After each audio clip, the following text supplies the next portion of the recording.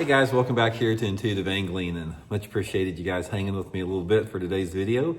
And guys, today, as you probably knew was coming, we're going to be talking about the 2026 Bassmaster Classic that just wrapped up yesterday, also more commonly known as the 2026 Scopemasters Classic. So we're going to get into that in today's video. I'm going to give you guys my analyzation of the tournament a little bit, and curious to get your guys' feedback on that as well. Also, guys, before we get started, just two quick housekeeping tips I'd like to remind you of.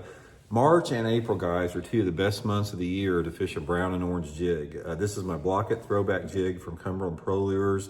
Brown living rubber skirt, hand-tied, craftsmanship second to none. I usually pair it up, guys, with a green pumpkin, a super chunk or big salty chunk from Zoom.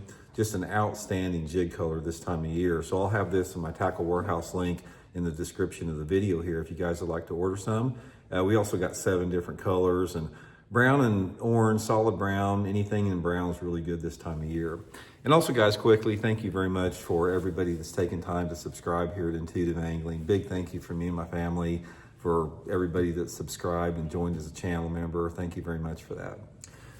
Okay, guys, I want to dig into this. And first thing, before I even get into this video, I want to say this for all the sensitive types out there that just, hear what they want to hear.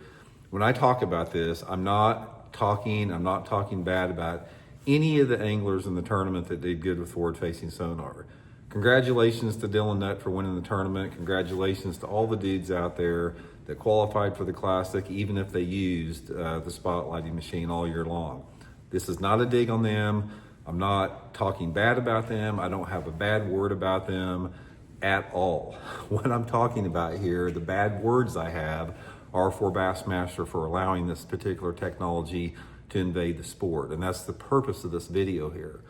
Now, this Bassmaster Classic was, I have never, in the last 4 or 5 years I've had a YouTube channel, there's always people comment on the Classic on my YouTube channel. I have never seen the amount of negativity from my subscribers and people that watch my videos about this Classic, as far as it being nothing but just a freaking spotlighters benefit tournament. It was the most boring Classic they've ever seen to watch. I've gotten hundreds of comments and private messages about this. I can't watch it. This is unwatchable. This is the most boring Classic I've seen.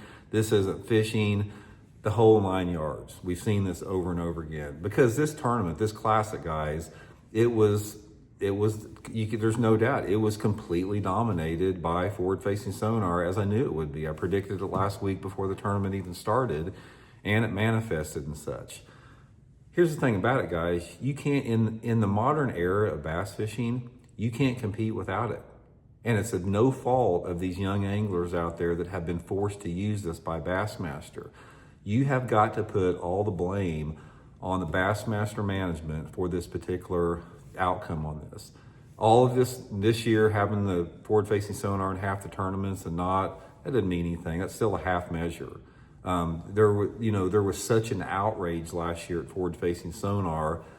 In my opinion, my own speculation, in my opinion, Bassmaster had to address that because they were bleeding memberships. I have had thousands of people, literally, guys, thousands of comments and people sending me messages that they've canceled their Bassmaster membership because of forward-facing sonar. They had to do something. They made a half measure and, had half of it in there. So here's the problem that we have. And this is why this is not fair to the young anglers. Because if you look back at the history of the Bassmaster Classic, what do you remember? The Classic wins.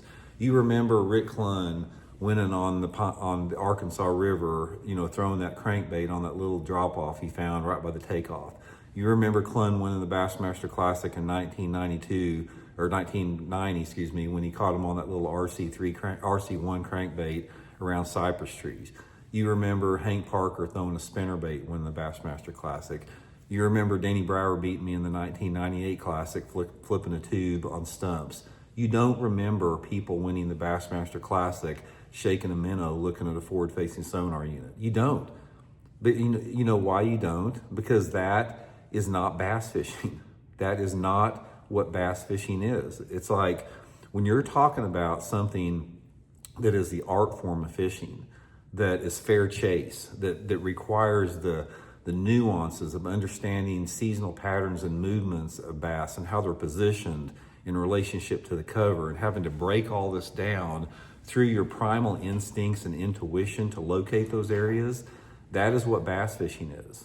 Bass fishing, and the reason that why the Bassmaster Classic over the past 3 or 4 years, the winners of the Bassmaster Classic, which is not fair to the winners, it doesn't hold sway like the other classic winners in the past, is because you do not have that art form, because everybody equates the success they've had to an electronic video game screen.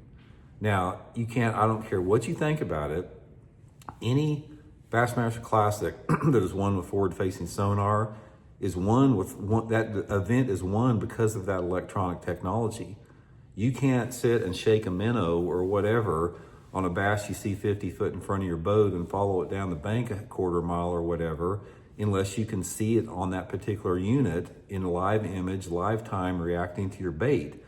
That, on every level, guys, of every measure of what fishing is, that is not fishing. That's a commercial venture, and catching has nothing to do with fishing. Fishing and the whole magic of the Bassmaster Classic revolves around the mystery and the mystique and the magic and the unknown. Let me tell you what bass fishing is. Now, a lot of you guys have never, that weren't around before, you didn't see what happened in the 1990 Bassmaster Classic. Let me rephrase this to you, what happened, and you'll see what real fishing is, real bass fishing, and how we were so far removed from it today. I was in that 1990 Classic, and when Rick Clunn pulled into that stage the last day, and he had that massive bag of fish the last day, it was literally a surreal experience. Because what happened is Rick found an area the last day of that tournament where he caught almost 20 pounds of fish on a very tough fishery. Came from, I think he was 10 pounds behind going into that last day, and he won the tournament throwing a small crankbait on cypress trees. And if you've read the article from the outdoor writer that was with him, it's like the writer that wrote the story that was in the back of Rick's boat, he was saying he said it felt like we were in a different world. It's like we were like in a place that was not the James River, because all of this unknown and mystery and magic was taking place. For example, I remember Rick talking about he was so in tune with the energy that day of that cypress forest he was in, that if he threw his crankbait over and got hung up on a cypress knob, he didn't get upset about it, because he'd go over there and he'd unhook the bait and he'd make a cast from that position and catch a big fish, because he knew that there was a reason why he got hung up, because he would put his boat in a position where the next class he would catch one. And there was this mystique about it, and this unknown and this magic about these bass swimming around in this cypress swamp. You had no idea what was there, but they were just there.